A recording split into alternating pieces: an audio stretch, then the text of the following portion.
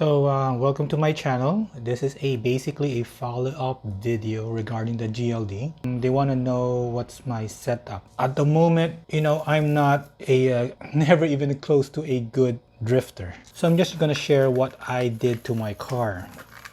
Okay, you can see here the noise. That's the annoying servo. That's also an issue. Okay, so if you look closely, so my suspension, it's basically, you can see there's a movement. I didn't extend it all the way because it's gonna make the ride height higher. So that's the reason why I have weights in the front. Before I have a lead weight here. Yeah, at the beginning, while testing this car, I added weight, maybe 2. I don't know really the weight for it. It's gonna give you more traction in the front and less the gyro reacting to the movement of the car. So it will press the suspension lower and give you more grip in the front. If you're asking where's my lead, so right now the weights, I put it underneath body shell.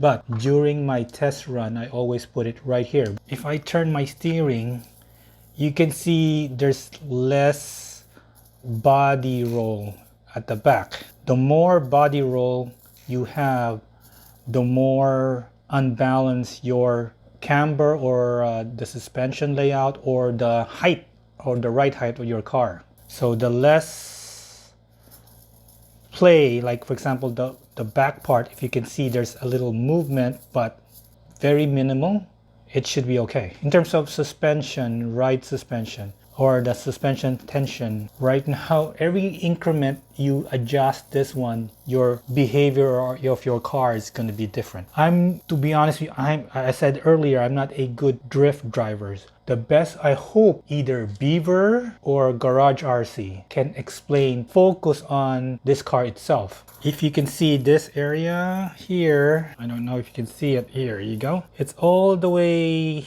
forward. This is only my guess, okay? I'm not 100% sure if it's a better setup, but there's a video explaining the top part and the lower part should be almost this way. I don't know, it's vertical or horizontal, this way. So the steering, it have more, you can see that it's more flat to the surface. It doesn't, the camber kind of twists if it's further back. So it might be different for you and my setup. So you figure this out. Putting more weight on the front of the car will press the front tire to have more grip in the front, giving it more chance of better control. The downside is the handling of your RC, it's not as good as without or less weight in the front. This car start to behave nicely 30 and above my gyro settings, but remember every gyros is different.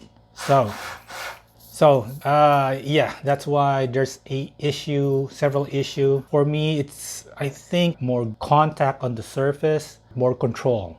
Okay, this tool, it's very important. So or anything that's close enough, you can measure this side, try to make it even from this side and to that side, and then you can start with this level. So some people will ask me why my suspension is a little bit sagging. Yeah, because once your height is too high, the body shell, and it's different. I correct me if I'm wrong, but I want to learn from somebody who knows this car more. I'm still a novice in terms of 1/28 scale, but I'm just showing what I did to the car. The handling of this car is okay on one side. It's manageable. In terms of weight distribution, it can really drift nicely, but on the other side, your sensitivity of the steering is a little bit different. So it's either it will just spin instantly, counter steer like that one. That's why sometimes you have the first, and there's also another test I do, is basically trying to look at the tension. You're trying to pull the car up, and this side, if you feel this one has more contact or less contact, try to balance it out, use it by weight or adjusting the suspension, but a little bit. The servo is kind of faulty. Okay, you might be asking, hey, do you ever try using to another receiver or bypassing the servo, the gyro? Yes, I did. So this one is glr-gt, same manufacturer, using the same servo. Okay, So I know they're running around 6 volts. You can hear the sound. It's kind of annoying. I don't know if you can hear it. So we're connected. Okay, this one doesn't have that issue in terms of noise. I hope so.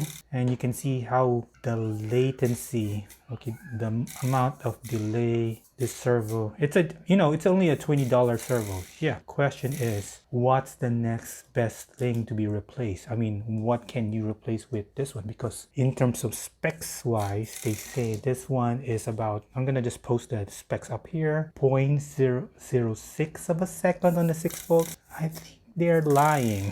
They're not even close. They're really slow. Okay, I'm gonna turn this one on. Which one is the best one for this? I mean, it should be coreless, it should be fast, it should be smooth, not twitchy. So every time you drive, you counter steer. If your servo doesn't give you the right direction or more fluid, more smoothly, at least the car travel in the direction you want, and it's going to be more effective that way rather than you having a twitchy servo like this one. The only downside with the manufacturer is basically the GL Racing. They give you a spec. It's not even close to accurate in terms of other competitors. Oh, okay, it's unfair because we're not testing. Maybe it's the receiver or the power supply. It's too slow. It doesn't give you the right power to the servo to be quick enough. Okay, so I have this. Trying with a different gyro, a different receiver, same radio.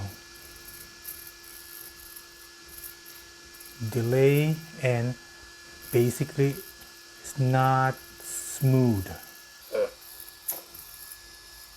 twitchy.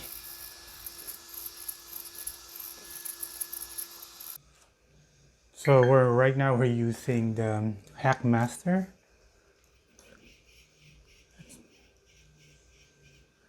Smooth. So there's nothing wrong with the Hackmaster. So basically it's the servo.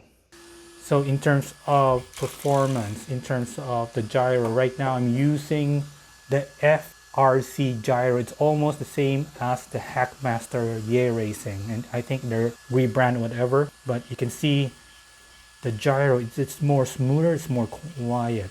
I mean, if you can control your car, the better, the more that you can go which direction you prefer, so it's more manageable.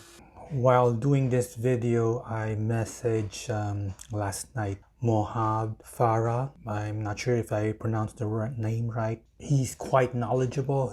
He can basically, his explanation is very informative. I'm gonna post my comment to his channel right here, and then if you want to read about it, you can either go to his channel or post this video, this segment over here. You can see I'm using the updated arms or the upgraded metal arms. That this one gives you a 2mm longer, so it means you can extend things wider. At the moment, right now it's about 71.3 the front, 72.7. So at least you can extend it more. If you still want to stick with a 94 with a JDM body, but you don't want to overextend the wheel outward, I think there's several companies providing Rock Bunny or Liberty Walk will extend the fender a little bit longer by a few millimeters. So it's gonna make your car look good, and then maybe the car more drivable. It's not gonna go better in terms of performance against on a 124 scale. Maybe it's the issues about the width, the weight, and the width of the front area. So that's why this car, it's very sensitive, it spins. And if you look at some of the video, the car itself, to me, it doesn't look normal drifting. It drifts, but the way the movement of the car, there's a motion of the back air wants to spin. That's my opinion. Okay, thank you guys for watching. I hope this video might help you, but in case makes you more confused. Kind of confusing tip, and see you on the next video.